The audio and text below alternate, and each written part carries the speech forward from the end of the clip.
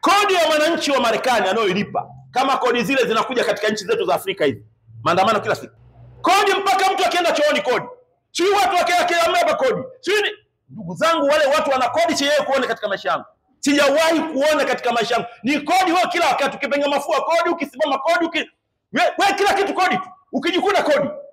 Sasa hivi unaambiwa sasa hivi wewe unaotaka kwenda Marekani umewekewa dhamana, bondi, lazima uweke bondi. Bondi ya thamani ya $5,000 au $10,000 au $15,000. Yaani unataka kwenda kibiashara au utalii, lazima uweke bondi vitu vyako. Kwa maana mimi nataka visa. Hiyo visa inaenda kuishi Marekani siku ngapi? Wiki 2. Wale wenyewe wanakukokotoa bana, wewe unatakiwa utoe $15,000.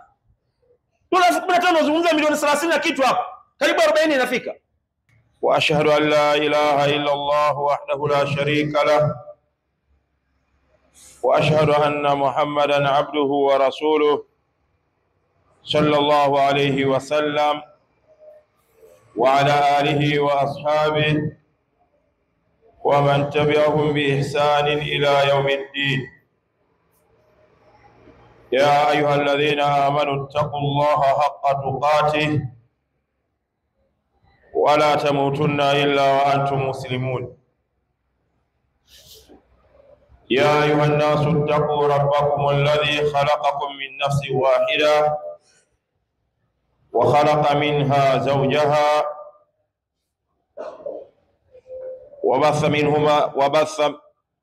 وخلق منها زوجها.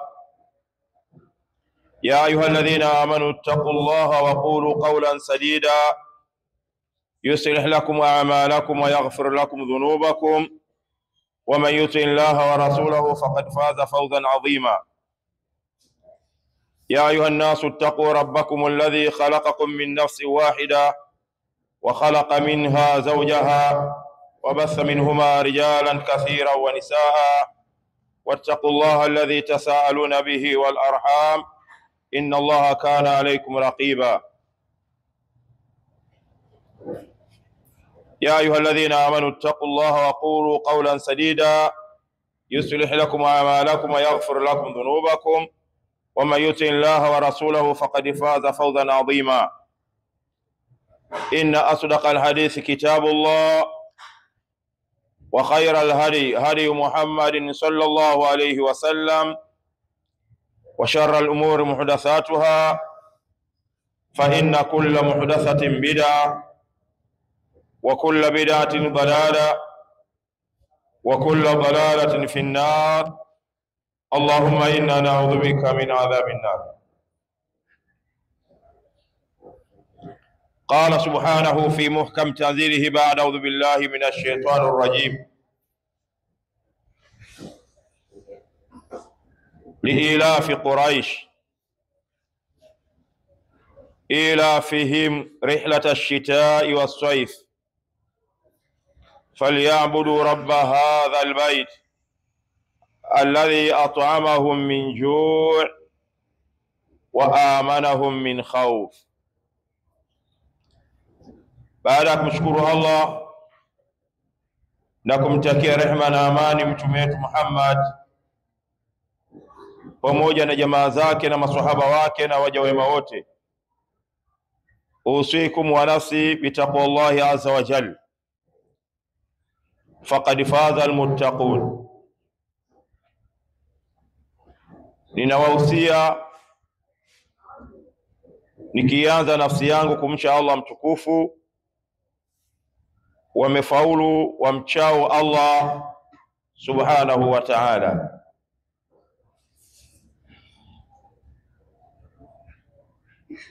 Hutuba yetu ya leo tutaangalia kwa kina na mazingatio makubwa mkataba wa amani ambao umewafikiwa jana kati ya ndugu zetu wa Palestina na nchi ya Israeli.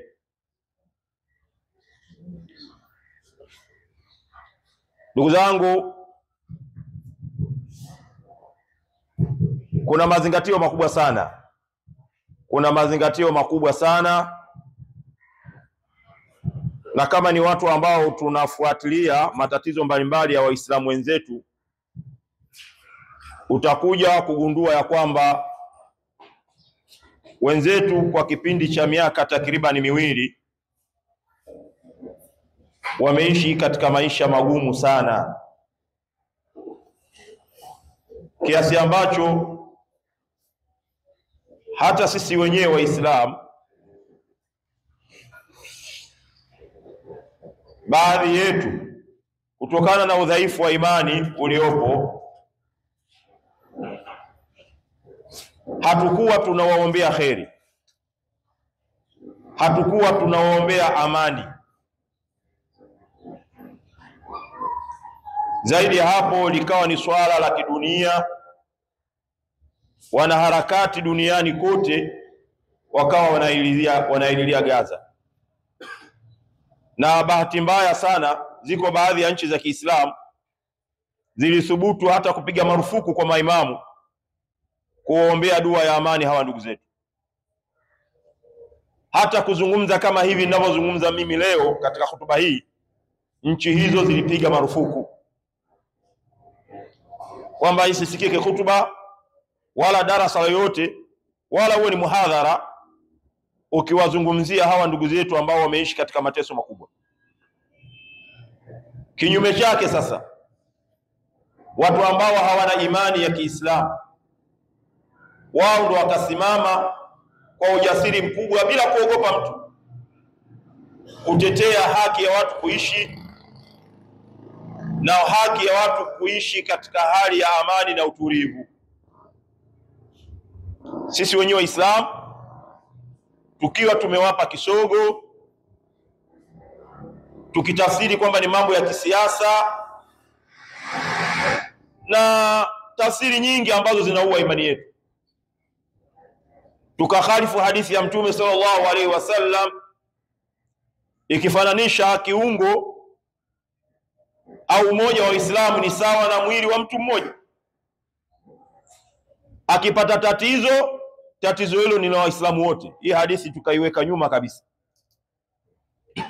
lakini watu ambao si Waislamu wakaipambania Gaza.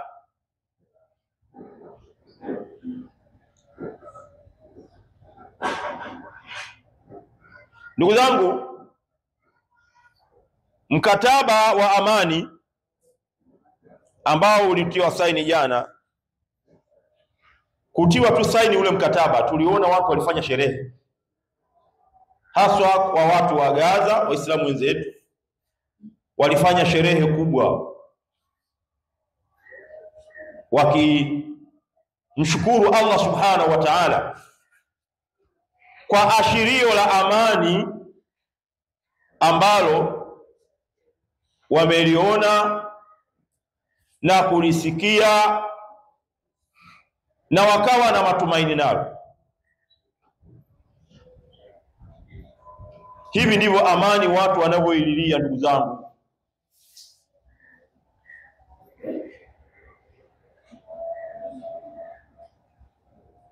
Amani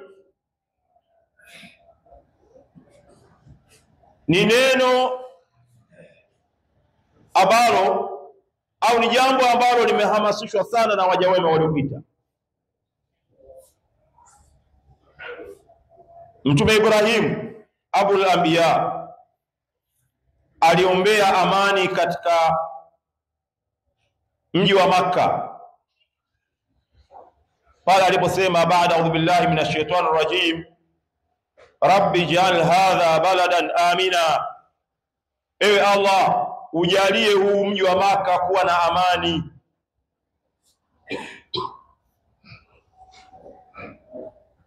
Ujalie amani huu mji wa Makka.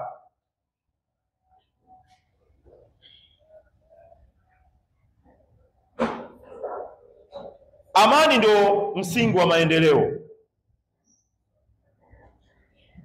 Yaani kabla kwanza hujawaza namna gani utatoka kibiashara, namna gani utafanikiwa katika maisha yako, kitu namba moja amani. Lakini jambo la msingi kabisa katika neema zote ni Allah kutujalia sisi kuwa ni watu ambao wenye tunamwamini yeye, ni Waislamu. Hii ni neema kubwa kuliko neema zote. Sasa kitakachofuata hapo ni wewe kuomba utulivu. Ukiona majumba yamejengwa katika miji mbalimbali, ukiona watu wanaweka biashara, wanafungua biashara, wanasafiri huku na huku bila bughdha, yote hayo yanachangiwa na amani. Pasipo na amani haya yote hayawezi yakafanyika, ndugu zangu. Maendeleo bila amani hayapo. Hebu iangalie Gaza ya 2023. Afu iangalie Gaza ya 2025. Gaza ya 2025 ni magofu. Mji ule ulikuwa ni mji ambao unapendeza. Katika mikoa yetu, labda ukichukulia mikoa ambayo inaweza ikashika kwa ukubwa katika nchi yetu, labda Arusha, Mwanza. Mwanza ilikuwa haingii kwenye mji wa Gaza. Gaza ilikuwa imejengeka. Lakini leo Gaza imebakia kuwa ni magofu. Achilia mbali watu kupoteza ndugu. Kuna watu Gaza wanaishi, ndugu zao wote wamekufa, kabakia yeye kama yeye, na wengine ni watoto wadogo. Afadhali labda abakie mtu mzima, lakini mtu mdogo, yatima, hana familia, familia yote imekufa kwa kukosa amani. Sasa hivi ukifikiria, ndugu zangu, ile vita ya ndugu zetu Gaza, maamuzi ya kufikia mpaka ikakosekana amani, unafikiria ilitoka kwa wanagaza wote au Waislamu wote wa Palestina? Haikuwa hivyo. Ilikuwa ni watu wachache tu walikuwa wanadai haki ya uhuru katika eneo lao, lakini njia walioitumia sio sahihi. Wameitumia njia ambayo sio sahihi. Wameshambulia Israeli. Israeli walioshambulia wamebomoa majumba kadhaa tu. Hata ukiangalia majumba yaliyobomolewa ni kadhaa. Wakatekwa baadhi ya watu na wengine wakafa. Yaani ukipiga hesabu zile nyumba zilizobomolewa, zile nyumba chache zilizobomolewa zimebomoa Gaza nzima. Zimebomoa Gaza yote.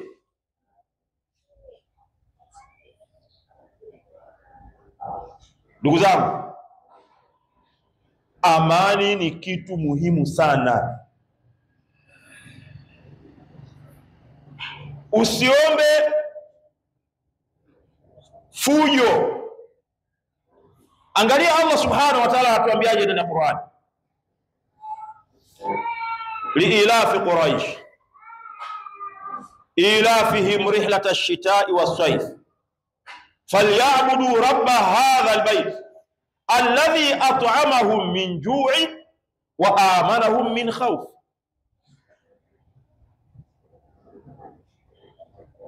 Tumewaangamiza maadui.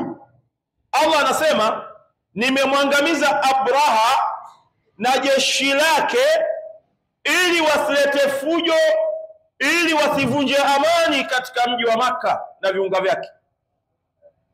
Abraha alikuwa anatoka na jeshi lake kutoka Yemen, anaenda kubomoa Kaaba. Unapoenda kutoka katika nchi nyingine kwenda nchi nyingine kwenda kubomoa Kaaba, maana yake unavunja amani. Kwanza unawanyima watu uhuru wa kuabudu. Wewe umemkataa kumwabudu Mungu mmoja, endelea na vitu vyako unavyoviabudu. Lakini sasa analazimisha wale ambao wanaenda katika ibada katika mji wa Maka wasiende.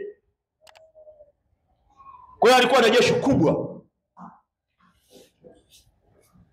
likiwa na tembo mkubwa, likaenda kabla hajafika Maka, Allah akaliangamiza. Sasa Allah katika hii sura Quraish, Allah anawaambia Makuraish na sisi sote hapa umuhimu wa utulivu na amani unavyoleta maendeleo. Akasema liila fi Quraishi, nimeyafanya yote hayo kumwangamiza Abraha na jeshi lake ili Makuraishi waendelee, ili Makuraishi waendelee na maisha yao. Nimewapa amani kwa kumwangamiza adui ambaye angevunja amani yao, ili waendelee na maisha yao. Ila fihim rihlata shitai wasaif, kuendelea na taratibu zao za kimaisha, za kibiashara, wakisafiri huku na huku, Yemen, Sham, wakati wa masika na kiangazi. Sasa Allah anawaambia Makuraishi na wale wote ambao wamepewa amani, Allah anasema falyabudu rabb hadha albayt. Kwa sababu hiyo Allah amewapa amani, mnaweza mkasafiri huku na huku, mwabuduni, mshukuruni Mola wa nyumba hii, Mola wa msikiti huu wa Makka na msikiti mingine yote, alladhi at'amahum min ju', Allah ambaye amewapa fursa za maisha, amewapa fursa za riziki. Mtu akifanya biashara hii anapata angalau kitu cha kujikimu katika maisha yake. Akifanya biashara hii angalau anaendelea na maisha yake. Wa amanahum min khawf, na akawapa amani kutokana na hofu ambayo ilikuwa inawaandama. Ishara za kumshukuru Allah na kumwabudu Allah, kwanza kupata riziki ile angalau ambao unaoipata, wamshukuru Mungu. Lakini ile amani walionayo pia wamshukuru Allah subhanahu wa ta'ala. Hii ni sura nzima inazungumzia historia ya kabila moja. Hapa tunazungumzia kabila, ndugu zangu, Quraish, kabila moja ambalo linaamrishwa na Allah limshukuru Mungu.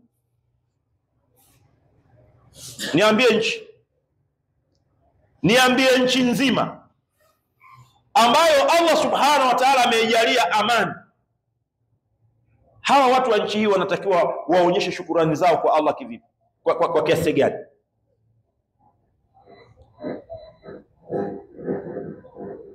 Mtume sallallahu alaihi wasallam anasema man asbaha minkum aminan fi sirbihi, yule miongoni mwenu atakayejaliwa kuamka salama,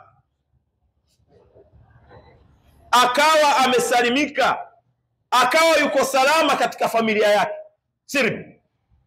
Sirbi aidha ni nafsi yake, au sirb aidha ni ndugu na jamaa zake na familia yake kwa ujumla, mke, watoto na kadhalika.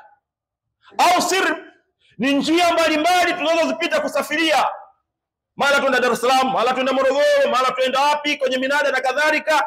Ukawa wewe unapoamka asubuhi kwenda kwenye hayo maeneo, unaenda kwenye biashara zako, unarudi salama. Kwa hiyo Mtume anasema katika hii hadithi, yule ambaye miongoni mwenu atakayeamka akiwa salama, akaendelea na shughuli zake, familia yake ni nzima, haina matatizo,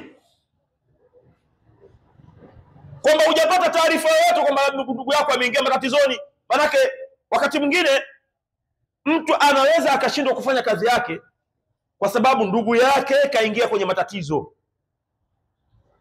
Tatizo la mtu mmoja linabeba familia nzima, linagharimu familia, ndugu zangu. kulala utalala, kama ni mama hawezi kulala. Hebu washuhudieni watu ambao watoto wao wameingia kwenye matatizo, familia zao jinsi zilivyo. Sasa Mtume anasema atekee amka miongoni mwenu, atekee kuwa miongoni mwenu amesalimika na matatizo katika familia yake au maeneo anayopita katika biashara zake mbalimbali, anaweza kasafiri kwenda Iringa na akarudi hamna tatizo lolote. Muafan fi jasadihi, akawa ni mzima wa afya. Indahu qutu yaumihi, anacho chakula cha kujikimu kimaisha. Hapa Mtume ametolea kiwango kidogo sana cha mtu kujikimu kwa maisha. Anacho chakula cha siku moja. Umeamka mzima wa afya, familia yako haiko kwenye matatizo, unaweza ukaenda sehemu moja kwenda sehemu nyingine bila matatizo yote. Mtume anasema mwisho wa hadithi, fakaannama hizat lahu dunya, mtu huyu ni sawasawa na mtu aliyomiliki dunia,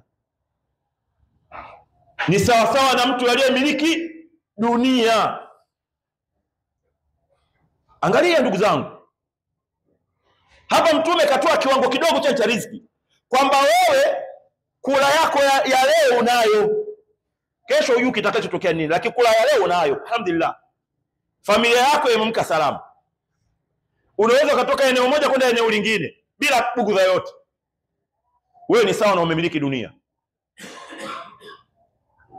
ni sawa wewe umemiliki dunia.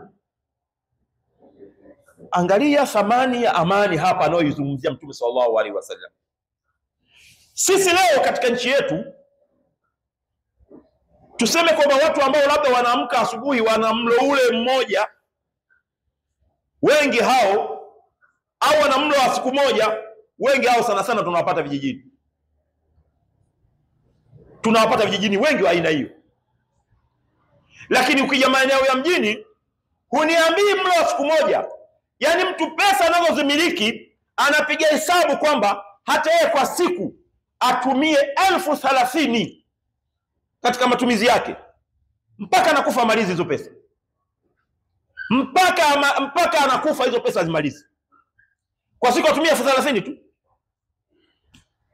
Akitumia 30,000 kwa siku, yeye anapopiga hesabu kwa pato alilonalo, mpaka anakufa hamalizi hizo pesa zake.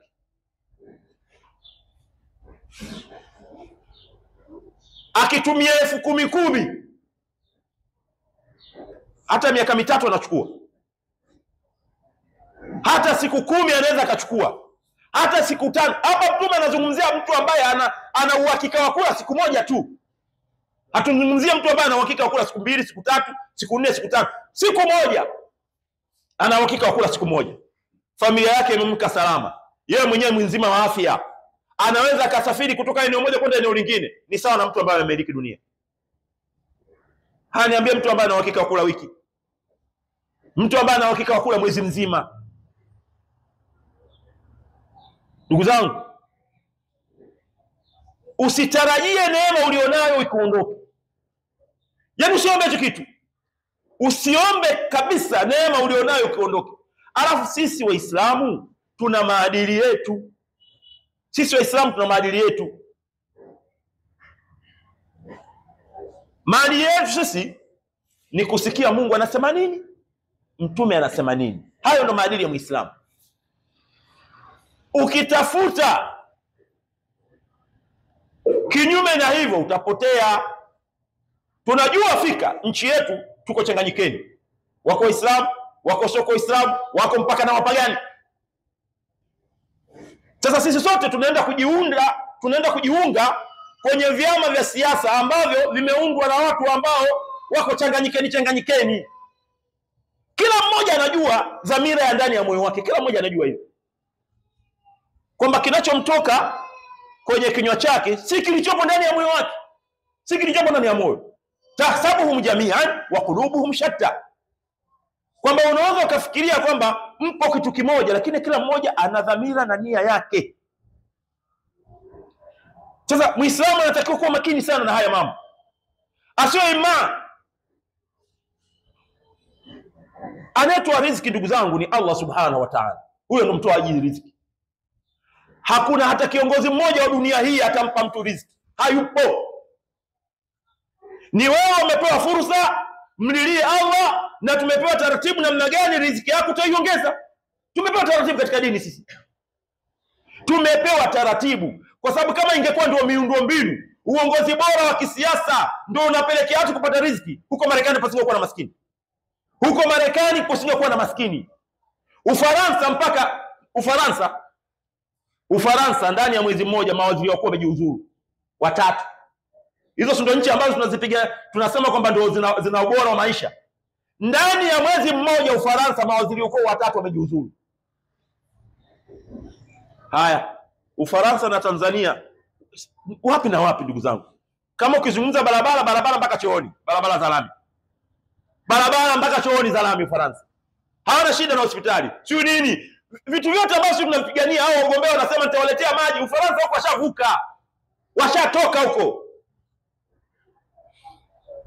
Nchi kama hii ambayo kila mmoja katika wale ambao wanapigania maisha haya ya dunia wanatamani waende wakaishi, mawaziri wakuu ndani ya mwezi mmoja watatu wanajiuzuru.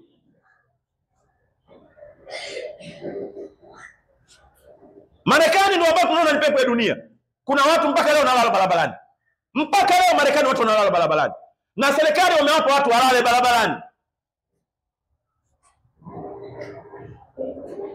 Hizo nchi ambazo tunasema kwamba hizi nchi zina pesa, zina nini, zina kila kitu, lakini kuna wananchi wanaishi maisha magumu huwezi kuamini. Kodi ya wananchi wa Marekani anayoilipa, kama kodi zile zinakuja katika nchi zetu za Afrika hivi. Maandamano kila siku. Kodi mpaka mtu akienda chooni kodi. Si watu wakiamua hapa kodi. Si ndugu zangu wale watu wana kodi siye kuona katika maisha yangu. Sijawahi kuona katika maisha yangu. Ni kodi wewe kila wakati, ukipenga mafua kodi, ukisimama kodi, wewe kila kitu kodi tu. Ukijikuna kodi. Sasa hivi unaambiwa sasa hivi wewe unaotaka kwenda Marekani umewekewa dhamana, bondi, lazima uweke bondi. Bondi ya thamani ya $5,000 au $10,000 au $15,000. Yaani unataka kwenda kibiashara au utalii, lazima uweke bondi vitu vyako. Kwa maana mimi nataka visa. Hiyo visa inaenda kuishi Marekani siku ngapi? Wiki 2. Wale wenyewe wanakukokotoa, bana wewe unatakiwa utoe $15,000. $15,000 unazungumza milioni 30 na kitu hapa. Karibu 40 inafika. Karibu 40 inafika. Haya. Wewe weke milioni 40 eti upewe visa kwa ajili ukakae siku 2 au wiki 2 Marekani, alafu ukirudi. Yaani wenyewe lengo lao ni kwamba kwa sababu wengi wakienda wanazamia, wanajifanya wanakaa siku 2, alafu hawarudi. Sasa tuwawekee bondi. Wewe unaenda kwa wiki 2. Haya, weka kwanza hela hapo. Ukienda kule wiki 2 zikipita, umezamia, hela yako ndio umeikosa. Ukirudi kwa wakati, hela yako unarudishiwa. Hivi ndugu zangu, utaratibu ule wa serikali ile kama ungefanyika hapa Tanzania, sisi tungekuaje nafikiri? Unafikiri mfano watu wa siasa wangesemaje? Wangesema tunazuia watalii, tunazuia nini, hivi na hivi, lakini kwa sababu yale mambo yanafanywa na watu ambao magharibi, tunaona ndio ustaarabu. Ule ndio ustaarabu. Milioni 40 hapa mtu Tanzania unaishi maisha ya raha kabisa. Milioni 40 unaishi maisha ya raha. Milioni 40 ni nyingi mno. Milioni 5 tu, milioni 5 Tanzania unaishi maisha mazuri kabisa. Sasa eti wewe leo weke bondi milioni 5 uende kwenye nchi ambayo unaenda kutafuta maisha wewe mwenyewe unavyosema. Kwamba ukizamia umezamia. Kiwango cha mchakato wewe kutafuta hiyo pesa mpaka unaenda kwenye hizo nchi ni pesa nyingi. Angalieni ndugu ambao wako Marekani wanavyoishi, wanavyojirekodi na wakaposti. Mtu hata ile pesa ya kutumia familia hana. Kodi nyingi. Kodi zimejaa kama tumesema, ukipenga mafua kodi, kila kitu kodi. Haya, upato lake dogo. Pato linamegwa na kodi mpaka anafika mwisho mwezi na kitu. Maisha yale sisi tumekuwa tunaishi maisha yale wanaoishi wale kule unafikiri maandamano yangekuwa vipi katika nchi zetu za Afrika? Maisha ni magumu kupindukia.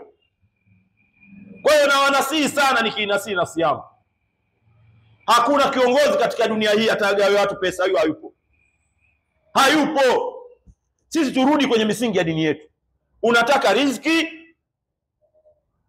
pita katika njia ambazo zipo. Fanya biashara. Kama ni mkulima, nenda kalime.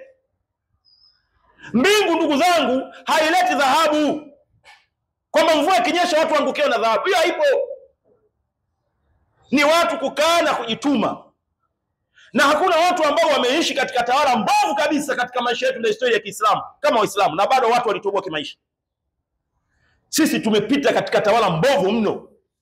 Hata katika hizi nchi zetu hizi, ukiangalia kati ya Waislamu na sio Waislamu, na nani ambao wana maendeleo makubwa? Wasio Waislamu na maendeleo makubwa mno. Wana maendeleo makubwa mno. Lakini sisi tumejengwa katika mazingira ya subira. Alafu sisi hatuko kidunia. Tukimiliki dunia ni kwa ajili ya akhera. Kwa hiyo naona si sana, nikinasi nafsi yangu, riziki inatoka kwa Allah subhanahu wa ta'ala. Kuna nchi zina miundombinu ya kila aina unayojua wewe. Lami, maji hawana shida, si umeme ukatiki. Wako maskini na wanalala barabarani, kwa sababu washajiaminisha kwenye akili zao kwamba serikali zao ndio zinawapa riziki. Washajiaminisha hivi kwenye akili zao kwamba serikali ndio inatoa riziki. Haiko hivyo. Inaweka miundombinu, lakini ile miundombinu sio ndio kwa maana kwamba inakupa wewe asilimia zote. Zile asilimia zingine wale wanakupa asilimia 30 tu. Hiyo 70 ni yako wewe mwenyewe. Hiyo 70 sasa ni yako wewe mwenyewe. Lakini kutarajia kwamba eti upate hizo nchi za magharibi, tusingeona watu maskini. Mmemwona rais wa Marekani alivyo zungumza na Ukraine. Ukraine nchi maskini kabisa, nchi maskini. Ipo katika vita, aisaidie. Yeye anasema Mr. Msaada bure. Nakupa silaha, alafu tuingie mkataba wa madini ya adimu ambayo yuko katika nchi yako. Hapa sisi tunafanya biashara 50 kwa 50. Nasema hivi 50 kwa 50. Huyu anasema hivi. Kuna nchi nyingine ambayo anaipa silaha bila hata masharti. Haina, yani yenyewe hata ikililia bwana nataka TikTok iwe yangu, hiyo nanua TikTok kuchukua. Sio nataka kitu gani kile changu, hakuna masharti tena, pesa nyingi mno zinaenda bila hata masharti. Kwa hiyo sisi tunatakiwa tusiwe bendera fuata upepo. Sisi tunatakiwa kuwa bendera fuata upepo. Alafu ukifuatilia katika mitandao ya kijamii, ikitokea shehe anahimiza amani, atazogomwa na comment mbaya, sio nini hivi na hivi. Alafu akitokea shehe huyo anahimiza ugomvi na vita, anasifiwa. Wewe uone hapa kama kuna nguvu ya shetani ndani yake. Hapa kuna nguvu ya shetani, ndugu zangu, inatusukuma. Hivi ni nani ambaye hapendi amani katika nchi? Ni nani ambaye hataki amani katika nchi? Hapa shetani ashatufika hapa shingoni. Sasa inahitaji watu wenye akili nyingi sana kuelewa. Alafu na hizi nchi ambazo zenye changanyikeni, mara nyingi wanatumia tofali la watu kuwapandisha juu Waislamu, sababu wajua Waislamu wengi hawajielewi. Yaani fuatilia vizuri sana. Mnakumbuka kule ndugu zetu wale wanaoishi kule Marekani, yule rais ambaye yuko madarakani sasa alienda akawaambia mimi nikiingia madarakani ndani ya siku 2 siku 3 wiki tu vita vinaisha Gaza. Wakampa kura. Wamempa kura yani za kutosha. Haya kaingia sasa. Kaingia, watu wanapigwa. Huo mkataba wa amani umesainiwa jana. Mpaka sasa hivi wanapigwa. Mkataba umesainiwa jana na kupigwa wanapigwa sasa hivi. Huo mkataba uko hewa. Kwa hiyo mtu hapa wa kuamini na sisi kukaa katika muongozo ulio sahihi, si mwana harakati, si nani. Angalia dini yetu inasemaje. Hiyo ndio point ya msingi. Leo leo hichi ambacho unachokiona kidogo, kesho utapata kabisa hata hicho kidogo. Idha fuqida almarihu falqabihu marihu. Hiki ambacho wewe unakiona hakina thamani, kesho utakuja kukililia. Utakuja kukililia. Naombeeni sana ndugu zangu, amani ndio kila kitu, ndio kila msingi. Alafu tunatakiwa tuwe Waislamu ambao tuna akili kubwa. Tusiwe ni watu wa kusukuma tu. Tuwe ni watu wenye akili kubwa mno.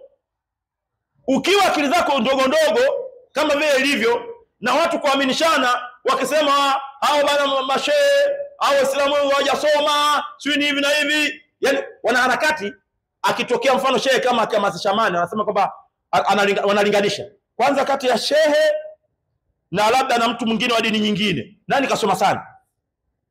Shehe kwanza hajasoma. Huyu anatuambia nini? Atulizane huko. Huyu ndo kasoma huyu. Sasa hata kama umekuwa umesoma, hata kama ndio ni kusoma kwanza kwetu sisi katika imani yetu sisi ya Kiislamu, msomi ni yule anamjua Mungu. Huyo ndo msomi. Kama wewe msomi afu umjui Mungu, unampigia kura Mungu kama wale waliofanya kule Marekani, kati ya Mungu na mama na wanafilamu sio na nani, ni nani anashika kwa umaarufu? Huo sio usomi, ujinga. Huo ujinga. Usomi ambao mtambua Mungu wako, huo ni ujinga, sio usomi. Usomi ni kumjua aliyekuumba nani. Huo ndio usomi unaotakiwa. Haya mambo mengine ni usomi, lakini tunasema usomi wa kidunia, usomi wa mazingira. Kidini tukisema fulani kasoma, maana yake tunakusudia dini. Kama ana elimu nyingine, tunasema fulani kasoma udaktari. Lazima tuongeze neno udaktari. Lakini ukitaja tu fulani msomi, kiimani yetu sisi, maana yake huyo ni sheikh. Anamjua Allah na mtume wake na anajua kumwabudu Allah subhanahu wa ta'ala. Lakini ukisema fulani ni msomi, lazima uongeze na kitu kingine. Msomi wa nini? Kasomea udaktari, kasomea kutengeneza magari, kasomea sio nini. Hicho kitu lazima ukiongeze.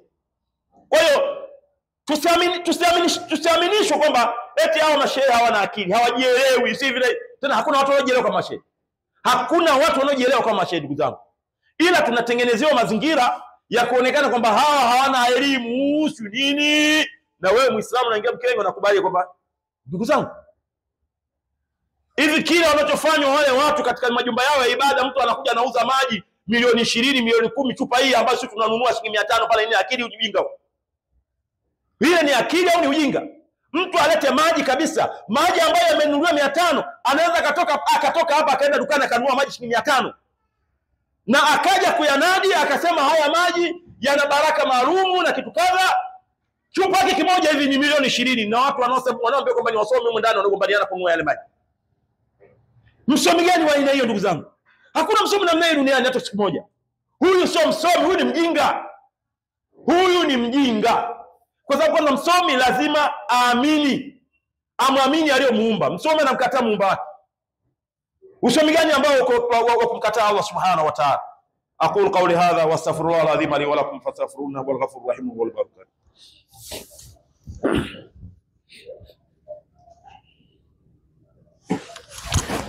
Alhamdulillahi rabbil alamin, nahmaduhu wa nasta'inuhu wa nastaghfiruhu wa na'udhu billahi min shururi anfusina wa sayyiati a'malina. Man yahdihillahu fala mudilla lahu wa man yudlil fala hadiya lahu. Wa ashhadu an la ilaha illa Allah wahdahu la sharika lahu wa ashhadu anna Muhammadan 'abduhu wa rasuluhu sallallahu alayhi wa sallam wa ala alihi wa ashabihi wa man tabi'ahum bi ihsanin ila yawmiddin. Ya ayyuhalladhina amanu taqullaha haqqa tuqatih wa la tamutunna illa wa antum muslimun. Inna Allaha wa malaikatahu yusalluna ala nabiy ya ayyuhalladhina amanu sallu alayhi wa sallimu taslima. Allahumma salli ala Muhammad wa ala ali Muhammad kama sallaita ala Ibrahim wa ala ali Ibrahim wa barik ala Muhammad wa ala ali Muhammad kama barakta ala Ibrahim wa ala ali Ibrahim innaka Majid. Allahumma zil islam wal muslimin wa dhil ash-shirka wal mushrikin wa dammir a'daka ad-din. Allahumma arina haqqa haqqan warzuqna ittiba'ahu wa arina al-batila batilan warzuqna ijtinabah. Allahumma la taj'al musibatan fi dinina min sulh.